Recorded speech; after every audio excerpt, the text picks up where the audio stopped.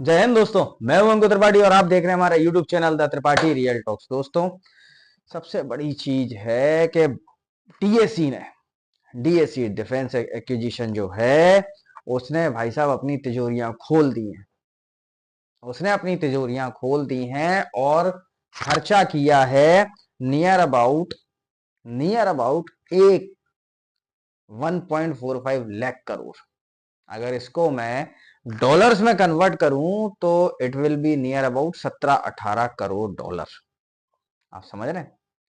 17-18 crore dollars, इतना खर्चा भारतीय सरकार और डीएससी करने जा रही है और नए हथियार खरीदने जा रही है which were going to commission in Indian army.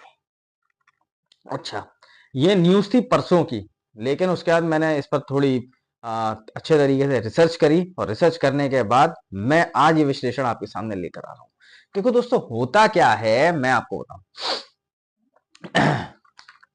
Simple कहानी है, एक बार आपने हथियार परचेज कर लिया तो ये जरूरी नहीं है कि वो हथियार आपको हर जंग जितवाएगा जो फ्यूचर में आप लड़ोगे, या आने वाले टाइम में जो आपके आपके वेपन्स की जो टेक्नोलॉजी है it will going to compete with the other countries also. ये कोई जरूरी नहीं है, इट्स नॉट नेसेसरी। इसके लिए क्या होना चाहिए, अगर आपको दूसरी कंट्रीज के साथ कॉम्पीट करना है ना, if you have to compete with the other countries then too you have to build yourself you have to build yourself और आपको day by day technology upgrade करनी पड़ेगी। और अगर आप टेक्नोलॉजी अपग्रेड नहीं कर पा रहे हो तो फिर आप मान के चलो आपका वही हाल होगा जो यूक्रेन का हो रखा है। वो तो अमेरिका को वहां पे अपना फायदा दिख रहा है, इसलिए अमेरिका इज सपोर्टिंग। और अगर अमेरिका सपोर्ट नहीं कर रहा होता तो यूक्रेन तो अभी तक खत्म हो चुका होता। ये जंग इतनी लंबी चलती नहीं। ठीक है दोस्तों, तो अब खबर जो है, खबर ये है, उसके ऊपर हम बात कर लेते हैं। बहुत अच्छी खबर है और मैं तो चाह रहा था ये चीज काफी पहले हो जानी चाहिए थी। ये प्रपोजल जो अब अप्रूव हुआ है, जो डीएससी ने अप्रूव किया, ये प्रपोजल काफी टाइम से पेंडिंग था। ठीक है जी, चलिए बात करते हैं इस पे। For modernisation of the tank fleet of Indian army the proposal of procurement of FRCVs. अब मैं आपको थोड़ा एनलाइटन कर देता हूं, what do we mean by FRCVs. It is future ready combat vehicles. So for modernization of the tank fleet of Indian Army, the proposal of procurement of FRCVs has been cleared. They will going to replace the T-72 tanks. अब ये T-72 tanks क्या थे दोस्तों? ये T-72 जो tank हैं ये actually Russian tank है। इट्स अ रशियन टेक्नोलॉजी, बाद में भारत में बनने लगा, but basically it's a Russian technology. और ये 71 में मिला था और 72 में इसको इंडियन आर्मी में कमीशन कर दिया गया था। अच्छा टैंक है, नो डाउट। हमने इसको यूटिलाइज किया, हमने काफी सारी वॉर्स भी लड़ी। बेसिकली बहुत ज्यादा तो नहीं, लेकिन हाँ फिर भी 99 में भी यूज हुआ और कई जगहों पे यूज किया हमने इसको। तो basically it's a very good good vehicle. अब इसको रिप्लेस करने की जरूरत क्या पड़ी? इसको रिप्लेस करने की जरूरत क्या पड़ी? देखो दोस्तों, रिप्लेस करने की जरूरत ऐसे नहीं होती कि मुझे आज मालूम पड़ गया यार मेरा मन भर गया चलो रिप्लेस कर दूं, या मेरे पास रेंज रोवर है मेरा मन भर गया मैंने सोचा आज एक काम करता हूँ आज मैं बीएमडब्ल्यू खरीद लेता हूँ या मर्सिडीज ई क्लास या जी क्लास खरीद लेता हूँ। ऐसा नहीं, अपने मन से नहीं। क्या होता है अभी, जैसे आप देख रहे होगे रूस और यूक्रेन का वॉर चल रहा है। अब रूस के जो टैंक थे वो खत्म होने लगे, आई मीन डिस्ट्रॉय होने लगे। तो इन वॉर्स पे क्या होता है ना, इंडिया का जो थिंक टैंक है वो अपनी नजर बना के रखता है। वो देखता है कि भैया ये पर्टिकुलर वेपन था, ये ऐसे डिस्ट्रॉय हुआ और इसका तोड़िए। देखो बेसिकली होता क्या है, T-72 जो टैंक है इसमें आर्मर लगे होते हैं। Basically tank is a protection vehicle और टैंक जैसा प्रोटेक्शन व्हीकल हो नहीं सकता। देखिए इसमें आगे भी आर्मर है, हैवी आर्मर, पीछे भी आर्मर है, साइड से भी मजबूत है। ठीक है जी, आगे भी आर्मर है तो आगे से इसको आप डिस्ट्रॉय नहीं कर सकते, पीछे से भी नहीं कर सकते बिकॉज पीछे भी आर्मर है, साइड भी मजबूत है। लेकिन इसका जो ऊपर का एरिया है ना, जो इसके ऊपर का एरिया है दैट इज वेरी वीक, वो कमजोर है और वहीं से उसको डिस्ट्रॉय किया गया। तो इंडियन आर्मी के जो थिंक टैंक है, जो जनरल्स हैं, जो मेजर्स हैं, they are keeping an eye on that war. उन्होंने उस वॉर पे नजर बना के रखी और उनको तब समझ में आया कि भाई अब इस टैंक को हमें रिप्लेस करना पड़ेगा। We have to replace this tank and we have to bring some good options, new options with the latest technology. ये सारी बातें हुई हैं। आगे बात करते हैं। Army will procure 1700 tanks, 1700 tank खरीद रहे हैं। Army will procure 1700 tank in 3 phases in a lot of 550 to 600, I mean 500 to 600 tanks in every lot. There will be a 3 lots. Defense acquisition procedure will take 2 years. However, as the AON is according, AON is accorded, going through that the process that likely takes 7 to 8 months. अब आप समझिए बात क्या है। बात यह है कि इसका जो प्रोसीजर है इसको कंप्लीट होने में इट विल टेक 2 years.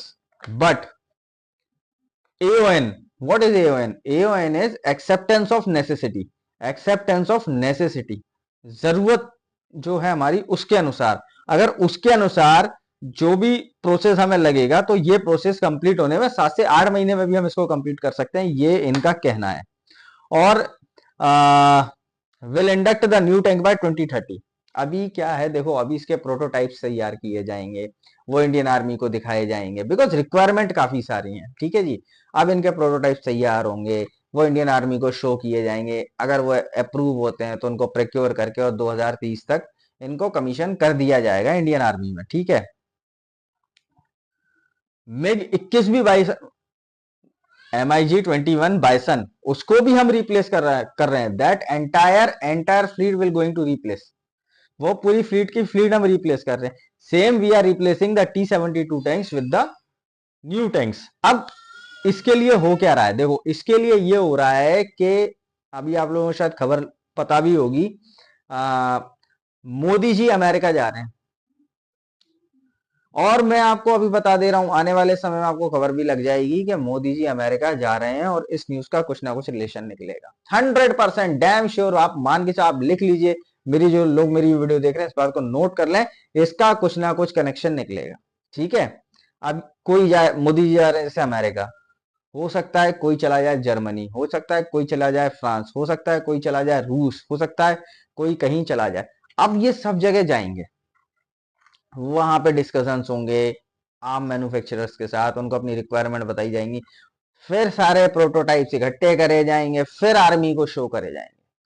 आप समझ रहे हो, ऐसा नहीं है कि सिर्फ अमेरिका जा रहे हैं बस अमेरिका से बात करके और चेक साइन करके दे दिया। देखो पैसा बहुत है, नो डाउट पैसा बहुत है, लेकिन पैसा वहीं खर्च करना है हु फुलफिल अवर नेसेसिटी। हमारी नेसेसिटी क्या है, जो आर्मी की डिमांड है वो पहला, और दूसरी and the most important necessity is कि टेक्नोलॉजी ट्रांसफर होनी चाहिए, आने वाले टाइम पे वो मेड इन इंडिया होनी चाहिए। और यही एक ऐसी चीज है जिसको मोदी जी और इंडियन आर्मी सब लोग इस पर फोकस कर रहे हैं। और मैं रिक्वेस्ट करना चाहता हूं, देखो पहले क्या होता था, पहले DRDO बनाता था या HAL बनाता था, ये सारे डिफेंस के जो आर्म्स होते हैं ये लोग बनाते थे।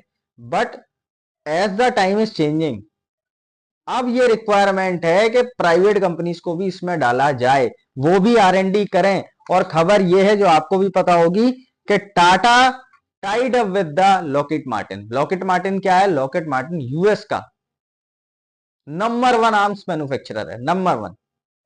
मैं तो कह रहा हूं यूएस का भी क्या, पूरी दुनिया का Lockheed Martin number 1 arms manufacturer है। ठीक है जी, तो इसके साथ टाटा ने टाई अप किया है, अब वो R&D करेंगे एंड आफ्टर देन फिर वो आगे काम करेंगे। और मैं ये चाहता हूं कि अब जो इंडियन कंपनीज हैं ये ज्यादा से ज्यादा पैसा इन्वेस्ट करें, बिकॉज आज आप पैसा इन्वेस्ट करेंगे लेकिन आने वाले 10 साल 15 साल 20 साल में जब एक इकोसिस्टम रेडी हो जाएगा ना, then you will get the profits, then you will get the definitely a good profit and handsome profit. तो इस चीज को भी आप ध्यान में रखें। ठीक है जी, और आत्मनिर्भर भारत तो होगा ही होगा, जो मोदी जी का विजन है वो तो चल ही रहा है और उस पर काम हो रहा है। बट देखो हमें हथियार खरीदना भी क्यों जरूरी है, बिकॉज अगर हम सिर्फ डिपेंड हो जाते हैं आत्मनिर्भर भारत के भरोसे, तो भाई उस चीज पे तो फिर हमें हथियार लेने में 2038 2040 तक वेट करना पड़ेगा। बट जो हमारे एनिमीज हैं, जो हमारे अपोनेंट्स हैं, दे विल नॉट वेट ना कि भैया जब हिंदुस्तान के पास हथियार आ जाएंगे तब हम युद्ध लड़ेंगे, नहीं, वो तो कभी भी आप पर अटैक कर सकते हैं। तो उसके लिए शुरू में आप खरीद लो, डील करो for the transfer of technology, काम चलने दो, ठीक है जी।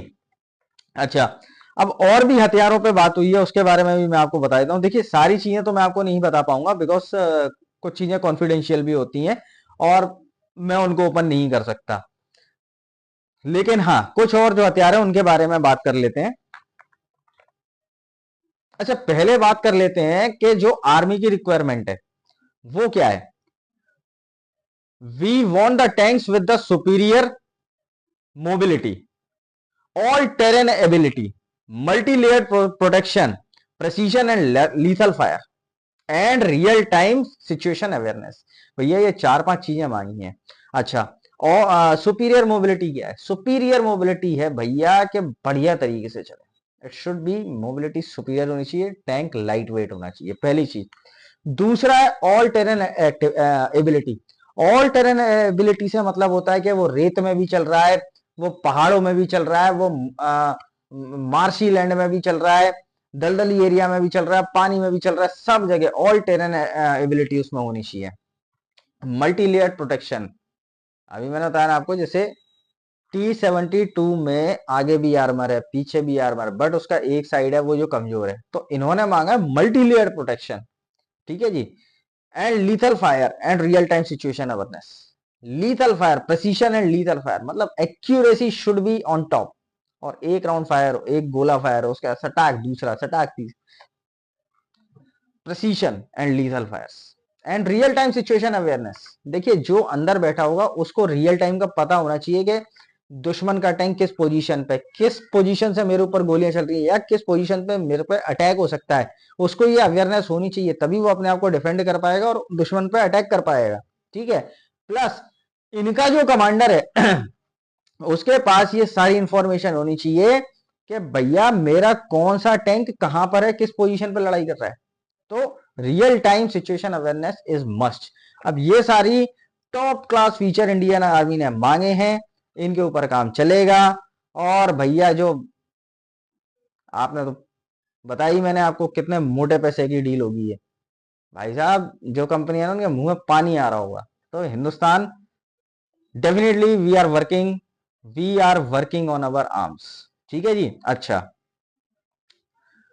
अब एक्सेप्टेंस ऑफ नेसेसरी जो मैंने एओएन आपको पहले बताया था, वो और हथियारों के भी हमारे पास बात हो रही है। The AON was also accorded for the procurement of air defence fire control radars which will detect and track aerial target and provide firing solutions. देखिए आजकल सुपरसोनिक प्लेन्स हैं सबके पास, भैया आपके पास भी हथियार ऐसे होना चाहिए जो उनको तुरंत ट्रैक करे, तुरंत उड़ाए, तुरंत दमादम मस्त कलंदर होना चाहिए, ठीक है जी।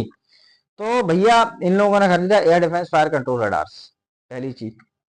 तो इसराइल को देखा ना आपने, इसराइल के ऊपर उनका आयरन डोम, ईरान ने काफी सारे मिसाइल्स फायर करे बट उतना लॉस नहीं हो पाया।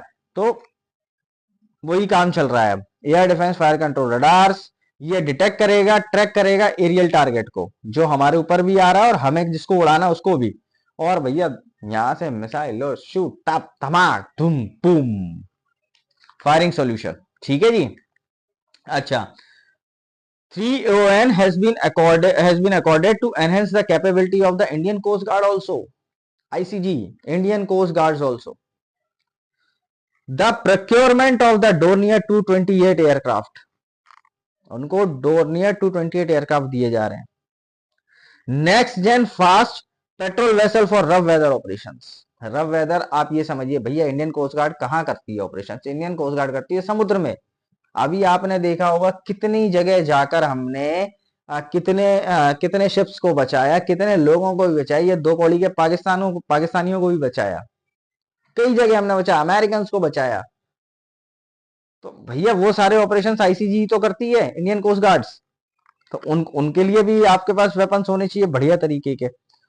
Next gen offshore patrol vessel with advance technology, सारे हथियार जो आ रहे हैं भैया लेटेस्ट टेक्नोलॉजी, एडवांस टेक्नोलॉजी। तो भैया ये सारी चीजें हैं जो हम लोग प्रोक्योर करने जा रहे हैं। देखो मैं आपको बताऊं इनकी रिक्वायरमेंट क्यों थी। अभी हमें एडवांस एयरक्राफ्ट की भी रिक्वायरमेंट है। We don't have fifth generation aircraft, हमारे पास नहीं है फिफ्थ जनरेशन। और चाइना काम कर रहा है सिक्स जनरेशन पे। फिफ्थ जनरेशन के एयरक्राफ्ट तो उसने ऑलरेडी एलएसी पे लगा रखे हैं भैया।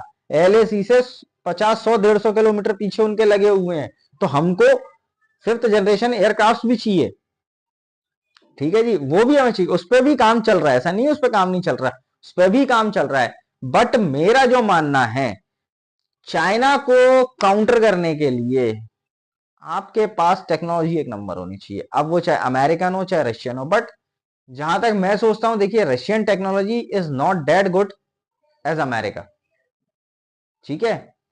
तो देखते हैं दोस्तों फ्यूचर आने वाले टाइम में, ये सितंबर में मोदी जी जा रहे हैं अमेरिका, वहां क्या डील्स होती हैं क्या नहीं होती हैं, सारी खबर मैं आपके सामने लेकर आऊंगा, आपको बताऊंगा भैया। वॉट एवर जो भी है, खबर तो और भी निकल कर सामने आ रही हैं, जिनके बारे में मैं अपनी नेक्स्ट वीडियो में आपसे बात करूंगा। अगर मेरी ये आज की वीडियो आपको पसंद आई हो तो दोस्तों इस वीडियो को ज्यादा से ज्यादा लाइक कीजिएगा, ज्यादा से ज्यादा शेयर कीजिएगा, जिससे और लोगों को भी पता चले, और लोगों को भी पता चले कि भैया इंडियन आर्मी को क्या क्या चीजें मिलने वाली हैं। सब एक नंबर की चीजें, सारी की सारी सॉलिड वेपन्स वो उनको मिलने वाले हैं, ठीक है जी। चैनल पर नए आए तो चैनल को सब्सक्राइब कर लीजिए और बेल आइकन दबा दिए, जिससे आने वाले लेटेस्ट वीडियो का नोटिफिकेशन आपको मिल सके। प्लस कमेंट सेक्शन में अपनी राय जरूर लिखिएगा। आज जो कमेंट के लिए मैं आपको सवाल देकर जा रहा हूं, सिंपल सवाल है, क्या इंडिया को अमेरिका से हथियार लेने चाहिए या अमेरिका को रशिया पे जाना चाहिए? भैया जो भी आप लोगों को लगता है वो प्लीज मुझे कमेंट सेक्शन में आकर बताइएगा, ठीक है जी। मिलता हूं आपसे नेक्स्ट वीडियो में। टिल देन जय हिंद जय भारत।